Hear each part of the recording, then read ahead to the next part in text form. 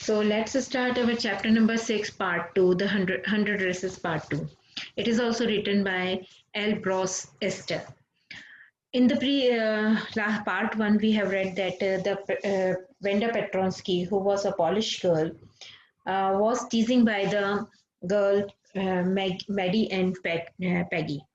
So she is not coming to the school, and that is noticed by both the girls that the Petronsky was not coming from last 3 days. Then she has just started to observe why she is not coming. They are waiting to her outside the school because every time when she is coming in the morning, Venda is coming in the morning and are going in the afternoon, they both the girls was teasing them. Actually, in that Peggy is not a bad girl, but wants fun. She feel fun to tease the Venda. So that is why. And Maddie wants to stop the Peggy, but she don't have courage to stop her because she thought if I am just talking to the Peggy regarding the Venda that we have not to tease her. So Peggy will make also fun to the Maddie. That is why she is not saying anything to the Peggy for that. Now what happens? Both the girls, then the vendor sent her um, dresses to the Miss Mason for the competition where the drawing and painting competition is there. And in that competition, Venda won the prize because her she sent 100 dresses. All the dresses are different to each other, and their color combination is also very good and very nice. So she won the prize. Even the Miss Mason said that every individual every individual design was won the prize. All are very well and all are very good. So after then, what happened in the class? While the class was circling the room, the monitor from the principal's office brought Miss Mason a note. Miss Mason read it several times, and student studied it thoughtfully for a while. Then she clapped her hands. Attention, class! Everyone back to their seats.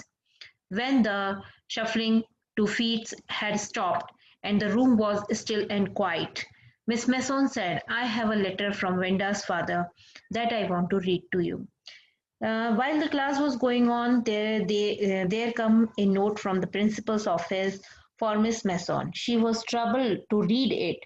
Actually, whatever the matter is written in the letter, she was feeling the trouble to that. Then she asked the class to pay attention. She was looking tense. She read the letter from Venda's father. I gave in the information about vendors leaving the school since they have shifted to the big city. So she wants to read that letter from the parent father's side. What the letter has saying, we just read it. Miss Mason stood there a moment and the silence in the room grew. Tense and acceptance, the teachers adjusted her glasses slowly and deliberately. Her manner indicated that what was coming, this letter from Venda's father, was a matter of great importance. Everybody listened closely as Miss Massons read the brief note. So what she had read, Dear teacher, my Venda will not coming to your school anymore. Jack also. Now we move away to big city. No more holler, Pollock. No more ask why funny name. Plenty of funny names in the big city. Yours truly, Jan Petronsky. So this letter is written by Brenda's father. He wrote in that letter that a note had indirectly complained. It said no one would make fun of her name and call her Pollack because there would be many funny names and the foreigners like there in the big city.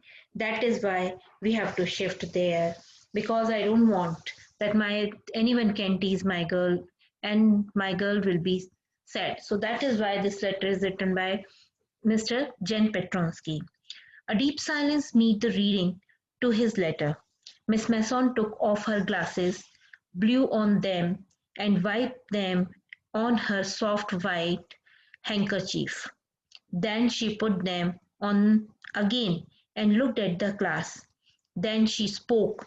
Her voice was very low. I am sure that none of the boys and the girls in room 13 would purposely and deliberately hurt anyone's feeling because his or her name happened to be the long, unfamiliar one I prefer. So here she wants to say that the whole class was troubled and the vendor leaving the school. And she took out her glass. The writer has written that she cleaned softly with a handkerchief of her glasses, and just she wants to make the class that they have to realize what they have done. The boys and the girls, those who are making the fun of the Vanda's name, she wants to be just to make them that, but she has not said that negatively. She gave a positive comments to be said that in the negatively. I'm sure that none of the boys and girls in the room number 13, because her classroom room number is 13, purposely hurt to anyone feelings. All the boys and the girls making the fun of the name of Venda, but she said like that no one can hurt the feeling of anyone, unfamiliar one. I prefer to think that what was said in the thoughtlessness.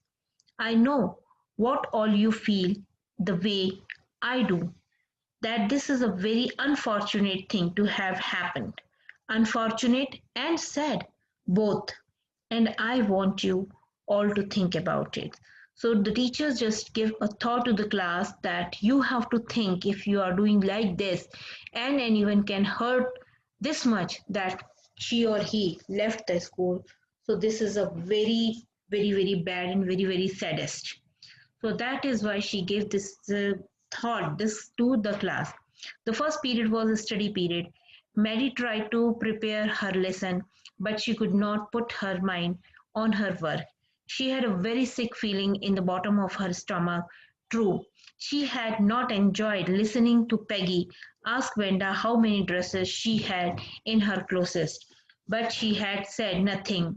She had stood by silently, and that was just a bad what Peggy had done.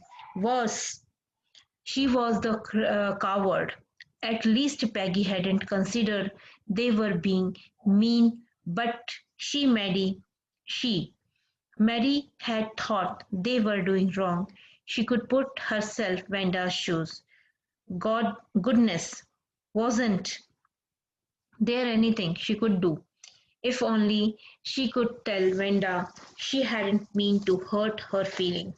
She turned around and stole a glance of Peggy, but Peggy did not look up.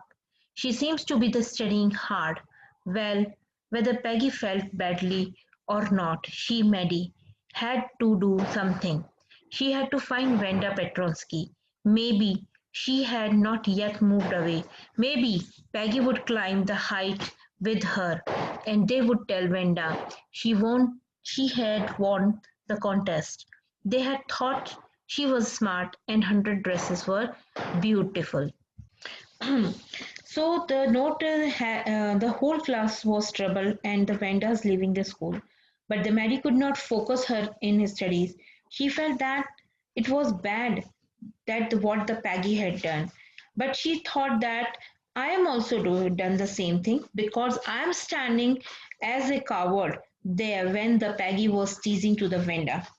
So she thought that she looked at Peggy, but she did not thought that Peggy is feeling bad or not. But the Maddie was feeling so bad. So she decided that she must go to do something for the Venda Petronsky, and she want to go her house where the Venda Petronsky was living.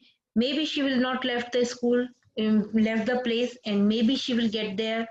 So the Maddie will congratulate her for her designs of the beautiful dresses. So that is the feeling comes in the Maddie's mind that I have to be go there, whether the Peggy is coming with me or not.